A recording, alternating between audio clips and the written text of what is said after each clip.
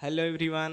देखिए हम आज इस वीडियो में धर्मनिरपेक्षता क्या होता है, धर्मनिरपेक्षता का क्या अर्थ होता है या धर्मनिरपेक्षता की अवधारणा क्यों जरूरी है, इस बात को समझते हैं। ठीक है, तो आप लोग इस वीडियो में शुरू से अंत तक बने रहिए। ठीक है, देखिए राज्य का कोई अपना धर्म न होना धर्मनिरपेक्षता कहलाता है। अर्थात राज्य किसी एक धर्म को विशेष मान्यता न दे और वह धार्मिक मामलों में तटस्थ रहे, तो हम इस भावना को धर्मनिरपेक्ष कहते हैं। भारत एक धर्मनिरपेक्ष राज्य है। अब राज्य या देश, यहाँ संविधान, भारत एक धर्मनिरपेक्ष राज्य कहा गया है। ठीक है, तो यहाँ आप लोग ध्यान रखिएगा। संविधान के 42वें संशोधन अधिनियम में धर्मनिरपेक्ष शब्द संविधान की प्रस्तावना में जोड़ा गया था और यह संशोधन 1976 ईस्वी में हुआ था। ठीक है, देखिए भारत एक धर्मनिरपेक्ष राज्य है और इस बात में कदापि संदेह नहीं कि धर्मनिरपेक्षता के मार्ग में संप्रदायवाद एक बड़ी बाधा है। संप्रदायवाद की भावना से भारत मुक्त नहीं हुआ है। समय समय पर रहकर यह भावना एक अलग अलग रूप में प्रकट होती है, जिससे देश को हानि होता है। और ऐसे ही एक घटना हुई थी कानपुर में।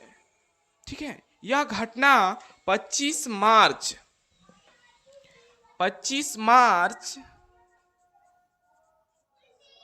1931 में 25 मार्च 1931 में कानपुर में सांप्रदायिक दंगे हुए थे। उस सांप्रदायिक दंगे को शांत कराने में गणेश शंकर विद्यार्थी शहीद हो गए थे। गणेश शंकर विद्यार्थी,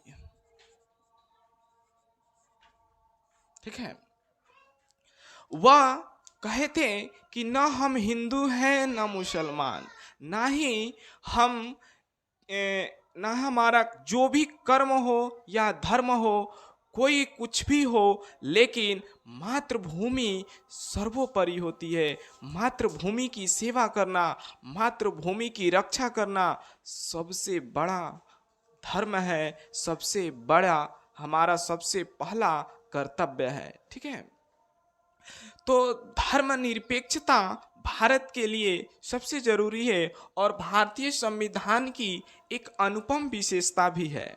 ठीक है, तो धर्मनिरपेक्ष अगर आपसे क्वेश्चन में पूछ दे कि भारतीय संविधान की अनुपम विशेषता क्या है, तो धर्मनिरपेक्ष है। भारतीय संविधान के अनुच्छेद 14 में धार्मिक समानता दिया गया है कि कोई भी व्यक्ति किसी भी धर्म को मान सकता है, किसी भी धर्म को अपना सकता है, किसी भी धर्म का प्रचार प्रसार शांतिपूर्ण तरीके से कर सकता है, उसे सरकार नहीं रोकेगी।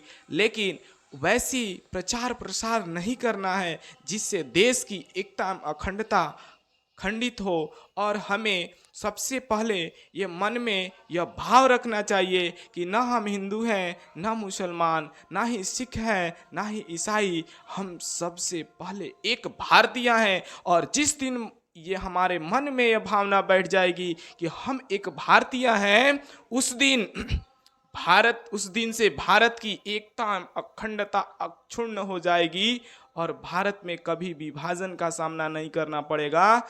लेकिन भारत ने कई प्रकार की सांप्रदायिकता के दुष्प्रभावों को देख लिया है। जैसे भारत का विभाजन 1947 में, वो भी सांप्रदायिकता के कारण हुआ था।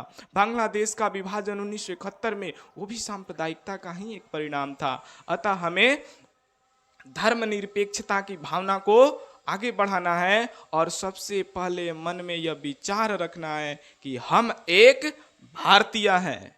ठीक है, जय